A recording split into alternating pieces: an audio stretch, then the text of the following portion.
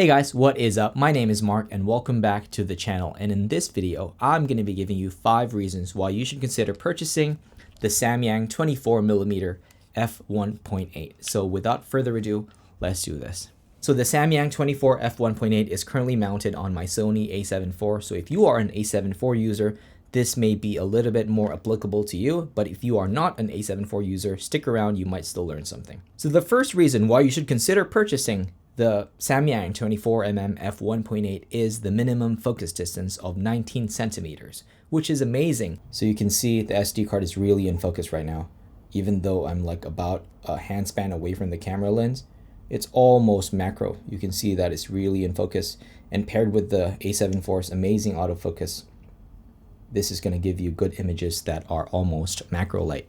And the next reason why I think this lens is awesome is that this is a good vlogging lens. So for some of you who think that the 16-35 lens by Sony or the Tamron 17-28 is a little bit too wide for your taste, but at the same time you want a brighter aperture of f1.8, then this lens is going to be your bet.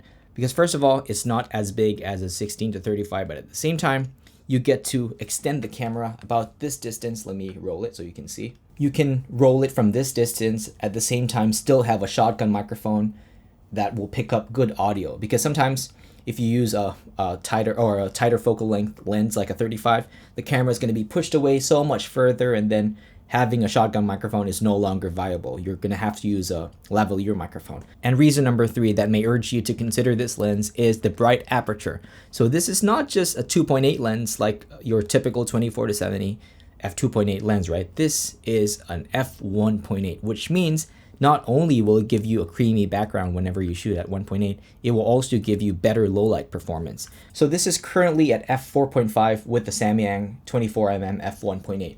And let me switch it to 3.5. So right now it's at 3.5. You can see my background is still looking very busy. It does not have any level of bokeh yet. So if we switch to 2.8, which is your standard bokeh lens for a 24-70, you can get this creamy background. But let's switch over to 1.8 and let's see what the difference is. So look at that difference, right? You can see that now the background is no longer distracting and it's really creamy right now. So the closer you are to the lens, like this, the more blur or separation you get. So yeah, so reason number 3 to consider this lens is the bright aperture of the 24mm f1.8. And reason number 4 is the relatively small size. As you can see, it's not really a big lens. It's almost like a 50mm f1.8. So it's not really gonna hurt your back, or weight-wise, it's not heavy at all as well. You can totally carry this the whole day and you won't even feel it's there. But if you were to carry a 24-70 or a 85mm f1.8, which is the same aperture as this, but just a bit tighter, you're really gonna feel it. It's gonna take a strain on your shoulders, your neck, and you're gonna start feeling weird body pain like me. So yeah, this is quite a small and travel-friendly